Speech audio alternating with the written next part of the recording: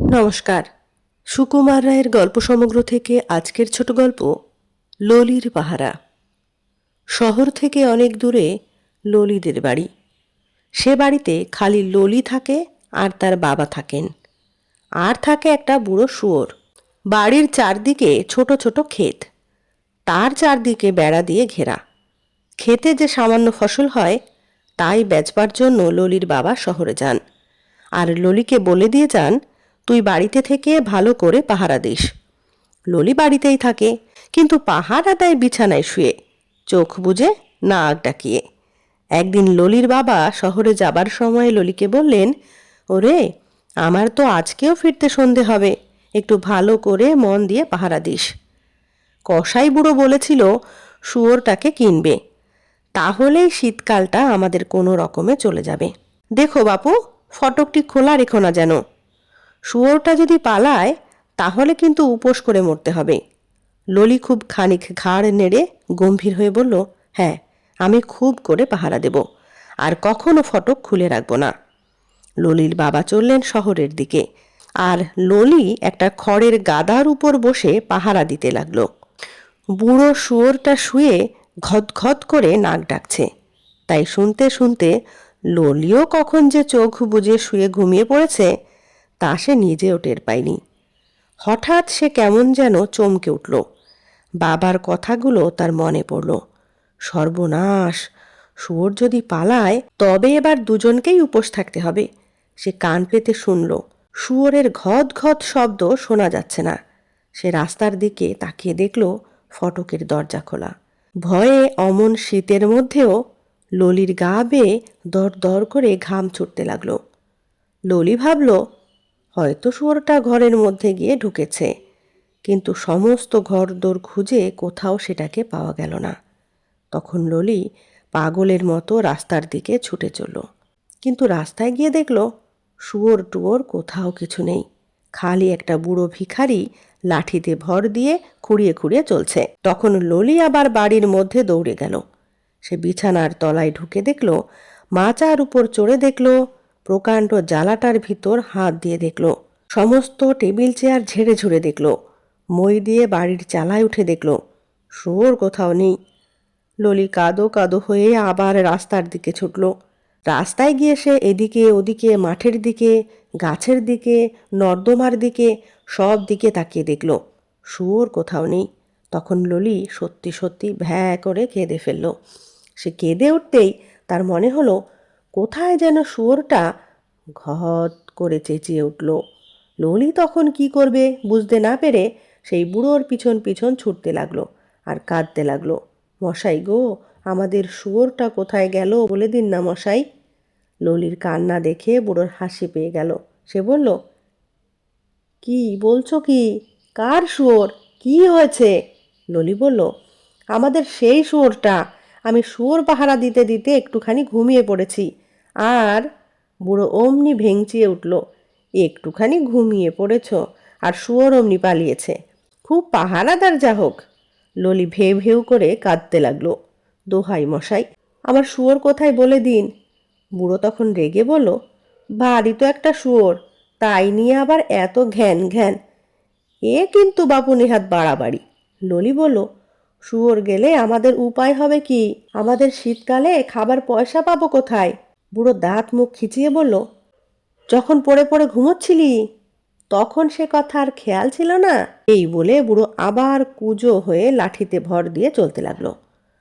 ললি এবার তার পা জড়িয়ে ধরে চিৎকার করে কান্না শুরু করলো, মশাই গো, দোহাই আপনার, ও মশাই গো, আমাদের কি হবে গো?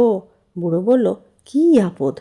এমন বিচ্ছিরি প্যান পেনে ছিচকা দুনে ছেলেও তো দেখিনি কোথাও। চুপ কর শিগগির, এখনই পাড়ার লোক সব ছুটে আসবে, ডাকাত পড়েছে মনে করে। কিন্তু ললি কি সে কথা শোনে? সে প্রাণপণে কেবলই চেঁচাচ্ছে, ওরে আমার শুয়োর কোথায় গেল রে? ওরে আমার শুয়োর কে নিল রে? বুড়ো তখন বিরক্ত হয়ে পা দুটো ছাড়িয়ে আবার ঠক ঠক করে হেঁটে চলল। আর ঠিক সেই সময়ে বুড়োর গায়ের ছেঁড়া কম্বলের ভিতর থেকে ঘদঘদ করে কিসের একটা শব্দ শোনা গেল। ললি শব্দ শুনেই চিৎকার করে উঠল, তবে রে হতভাগা চোর, আমাদের শুয়োর নিয়ে পালাচ্ছিস? এই বলেই সে বুড়োর লাঠিখানা টেনে ধরল। যেমন লাঠিতে হাত দেওয়া, অমনি ললির মনে হলো যেন তার সমস্ত শরীর ঝিমঝিম করছে।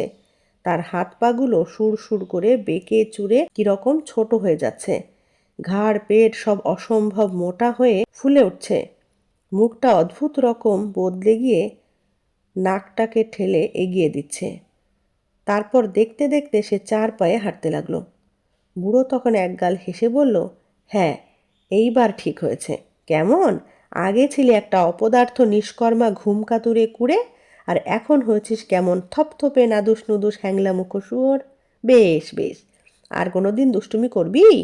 আর কখনো বুড়ো মানুষকে চোর বলে ধরতে যাবি? যা, এইবার তোর খড়ের গাদায় গিয়ে শুয়ে থাক। তোর বাবা যখন ফিরে আসবে কসাই বুড়োকে নিয়ে, তখন দেখবে শুয়োরটা আছে, কিন্তু হতভাগা লক্ষ্মী ছাড়া ললিটা কোথায় পালিয়েছে। হো হো হো হো। বুড়ো খুব একচোট হেসে নিয়ে খোঁড়াতে খোঁড়াতে চলে গেল।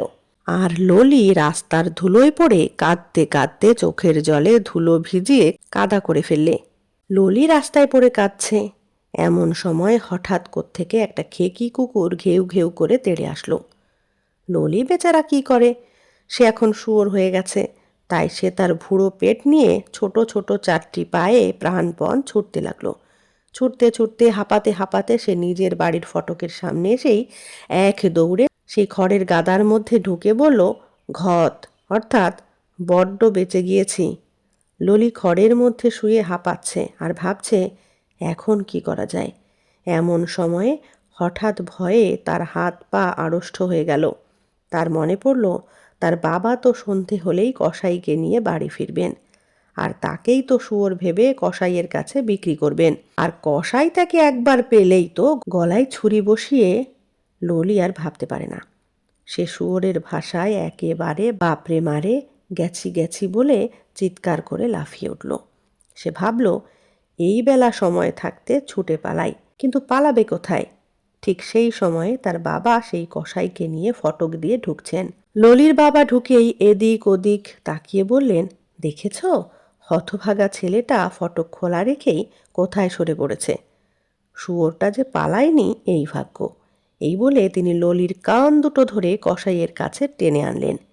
কসাই ললিকে হা করিয়ে তার মুখ দেখল, তার পাজরে খোঁচা মেরে পিঠের উপর আচ্ছা করে চাপড়িয়ে তাকে পরীক্ষা করল। তারপর খুশি হয়ে বলল, বেশ। ললি তার মাথা নেড়ে হাত পা ছুড়ে লাফাতে লাগলো।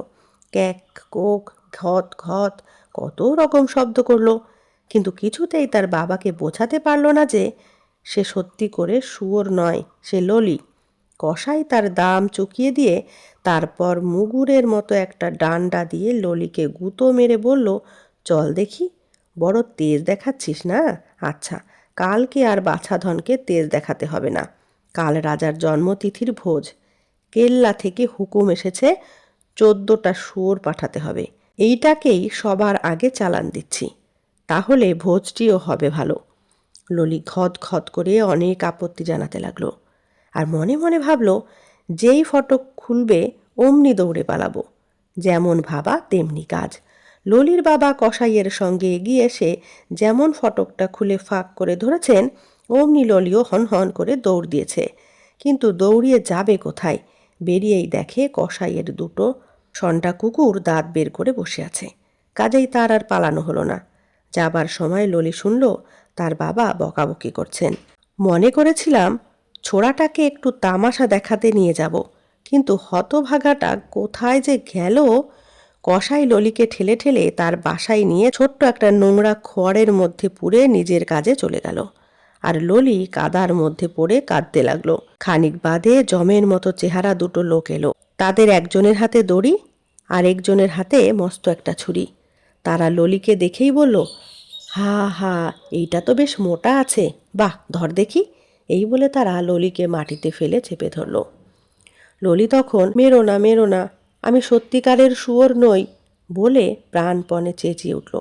ঠিক সেই সময়ে ললির কানের কাছে কে যেন হো হো করে হেসে উঠল, আর ললি ধড়ফড় করে লাফিয়ে উঠে দেখল সে তখনও সেই খড়ের গাদার উপরেই রয়েছে, আর তার বাবা তার সামনে দাঁড়িয়ে হো হো করে হাসছেন আর বলছেন, স্বপ্নে বুঝি শুয়োর হবার শখ হয়েছিল?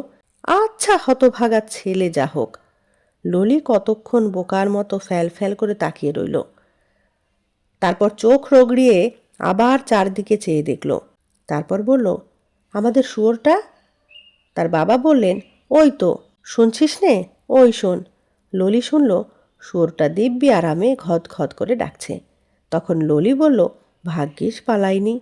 তার বাবা বললেন, তোমার মতো গুণধর ছেলেকে পাহারার ভার দিয়েছি, শুয়োর যে পালাইনি এটা আমার আশ্চর্য ভাগ্য বলতে হবে। ললি বলল, এখন থেকে ভালো করে পাহারা দেব, আর কখনো ফাঁকি দিয়ে ঘুমোবো না। নমস্কার। কেমন লাগলো আজকের গল্পটি অবশ্যই কমেন্টে জানাবেন। ভালো লাগলে লাইক কমেন্ট শেয়ার করবেন। ধন্যবাদ।